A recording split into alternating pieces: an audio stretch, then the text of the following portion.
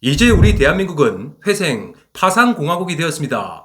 회생과 파산 제도를 악용하고 있는 채무자들로 인해서 현재 수백만 명의 채권자분들은 하루아침에 알거지가 되고 있죠. 하지만 여러분, 이 한 가지 방법만 알면 이런 채무자들에게도 끝까지 돈을 받아낼 수가 있다는 것입니다. 돈 받습니다. 수수료 없습니다. 지금 전화합니다. 모두 다 받습니다. 얼마 전 메이저리그 우승 반지를 끼고 귀국한 김혜성 선수가 부친의 채무 문제로 인한 비투 논란 때문에 엄청난 문매를 맞고 있죠. 언론 보도에 따르면 김혜성 선수의 아버지가 고척 김선성이라는 분의 돈을 떼먹고 파산 면책으로 법의 뒤에 숨어버린 것이 그 원인이었습니다.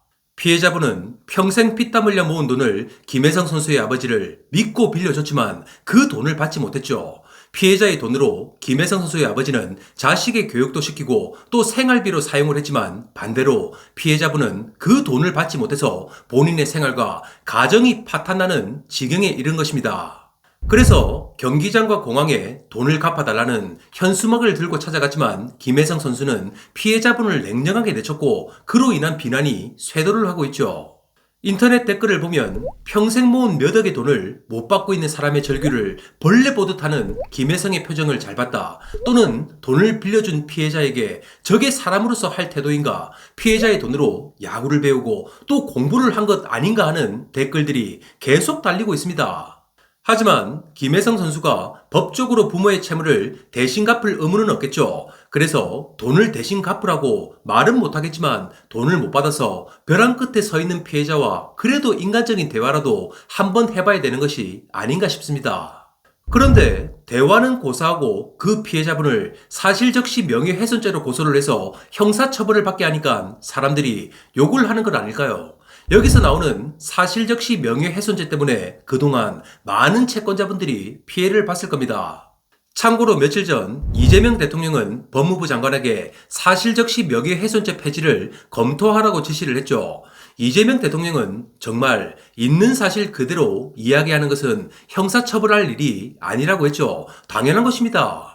사기를 쳐서 남이 평생 모은 돈을 가로챈 사기꾼의 범죄 행위를 다른 피해자들이 생기지 않도록 공익 차원에서 사실을 알리는 것이 죄가 되면 안 되겠죠.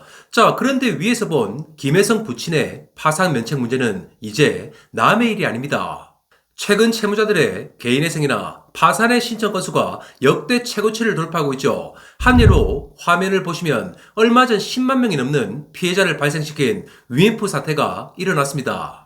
10만 명이 넘는 피해자분들은 누군가의 아버지, 어머니, 그리고 우리의 아들, 딸, 즉 가족들이겠죠. 그런데 대규모 미정산, 미환불 사태로 1년 4개월간 기업회생 절차를 밟고 있던 위메프가 결국 법원의 직권으로 파산이 결정이 되었다는 거죠. 이게 쉽게 무슨 말인가 하면 회생을 해서 회사를 살려야 일반 채권자분들이 돈을 받을 수가 있을 건데 그래봐야 별로 남을 것이 없다는 이유로 법원은 파산을 선고하고 또 모든 자산을 매각하게 한 겁니다. 그렇게 하면 밀린 세금이나 은행 등의 금융기관은 변제를 받을 수가 있겠죠. 하지만 성실히 살아가고 있는 10만 8천 명에 달하는 일반 채권자분들은 6천억 원이 넘는 엄청난 피해를 보게 된다는 겁니다. 피해자 단체는 언론과의 인터뷰를 통해 파산 사태로 인해 10만 명이 넘는 피해자들의 구제율은 0%다. 피해자들은 국가와 법제도 그 어디에서도 보호를 받지 못했다며 한탄을 하고 있습니다. 자, 이렇게 법에 뒤에 숨어 수백억 원의 이익을 본 사기꾼들이 파산의 달콤한 맛을 잊을 수가 있겠습니까? 또 이제 잠잠해지면 명의를 바꿔가면서 남에게 줄 돈으로 투자를 하고 또 사업을 하다가 잘 되면 지가 먹고 안 되면 법의 뒤로 숨어버리게 되겠죠. 그런데 이제는 이런 인식이 온 세상에 전염이 되고 있는 듯합니다. 많은 사람들이 금융권에서 쉽게 대출을 받고 또 주변에 돈을 빌리는 것을 아무렇지도 않게 생각을 한다는 거죠. 혹시나 변제를 못해도 별다른 양심에 가책을 느끼지도 않고 또 추심에 대해서도 전혀 부담을 가지지 않는 것이 지금의 현실입니다. 자, 그 결과 지금 화면의 뉴스 기사를 보면 지금 현재 시중 5대 은행의 신용거래 융자 잔고가 우리나라 대한민국 역사상 최대치를 경신했다는 겁니다. 대출을 받은 돈을 가지고 많은 사람들이 주식 투자에 뛰어들고 있죠. 그런데도 불구하고 금융위원회 부위원장은 언론과의 인터뷰를 통해 이렇게 말을 합니다. 폭발적인 비투 증가세와 관련하여 그동안 빚내서 투자를 하는 것을 나쁘게만 봤는데 그냥 레버리지의 일종이라고 생각을 한다며 자신의 생각을 밝혔다는 거죠. 아니, 국가가 채무에 대해서 이렇게 방치를 하고 또 돈을 못 갚아도 법과 제도로 빠져나가게 만들어주는데 어떤 누가 남의 돈을 귀하게 생각을 할까요? 그렇다 보니 추심을 하면서 채무자들을 만나보면 돈 없으니까 법대로 하든 말든 알아서 해라. 난 파산을 할 거라는 말을 자주 하는 것 아니겠습니까? 위와 같이 채무자들이 파산을 하는 경우 여러분의 채권이 비면책 채권에 해당이 되지 않는다면 전부 법에 의해서 돈 받을 권리가 철저하게 파괴될 것입니다. 그렇다면 비면책 채권에 해당이 되기 위해서는 반드시 채무자가 고의로 가한 불법 행위로 인한 손해배상 채권임을 증명해야 되겠죠. 즉 채무자의 사기 혐의를 밝혀내고 또 죄가 인정이 되면 채권자 여러분의 돈을 그 채무자에게 끝까지 청구를 해서 받아낼 수가 있을 것입니다. 그럼 채무자가 개인회생이나 파산을 한 경우 어떻게 사기 범죄 혐의를 밝혀낼 수 있는지 지금부터 딱 3가지만 바로 알아보시죠. 첫 번째는 채무자가 돈을 빌려간 후 불과 한두 달 만에 파산을 신청한 경우입니다. 이런 경우는 의외로 쉽고 또 간단하게 처리를 하시면 됩니다. 지금 화면을 보시면 대법원은 사업이나 생활이 어려워 돈을 차용하더라도 이를 변제할 의사나 능력이 없으면서 파산 신청을 하기 불과 40일 전에 피해자로부터 돈을 빌려서 본인의 채무 변제와 생활비 등으로 사용한 것은 분명 사기죄에 해당이 된다고 했습니다. 당연한 거죠. 얼마 후 파산 신청을 하려고 준비를 하는 사람이 다른 사람의 돈을 빌려가는 것이 말이나 되겠습니까? 돈을 빌려주는 채권자분 입장에서도 파산을 준비하고 있는 사람인 것을 알았으면 돈을 빌려줬겠냐는 말입니다. 자, 이처럼 채무자가 변제를 해줄 것처럼 속여서 돈을 가져갔다면 명백한 사기죄에 해당이 되겠죠. 채무자 회생 및 파산에 관한 법률 제564조를 보면 채무자가 파산 선고 전 1년 이내에 파산의 원인에 사실이 있음에도 불구하고 그 사실이 없는 것으로 상대방을 믿게 해서 재산을 취득했다면 면책이 되지 않는다고 분명히 나와 있습니다.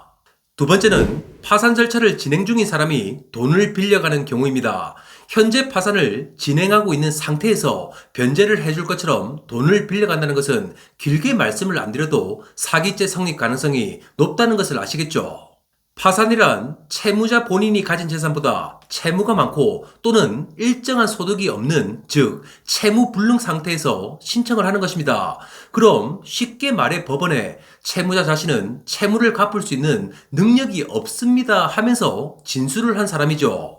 그렇게 진술을 한 채무자가 다른 사람에게 어디서 돈이 나오면 주겠다 또는 며칠만 쓰고 주겠다는 등 변제 능력이 있는 것처럼 속여서 돈을 가져갔다면 사기죄 입증이 충분히 가능하겠죠. 이런 경우는 형사 고소카드로 압박을 해서 합의를 이끌어낼 수가 있을 것입니다.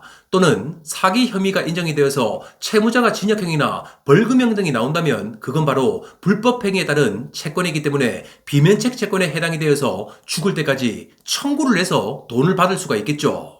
마지막 3번째는 파산 및 면책을 받은 직후 불과 몇 달 만에 채무를 발생시키는 것도 사기 혐의가 인정될 수 있다는 것입니다.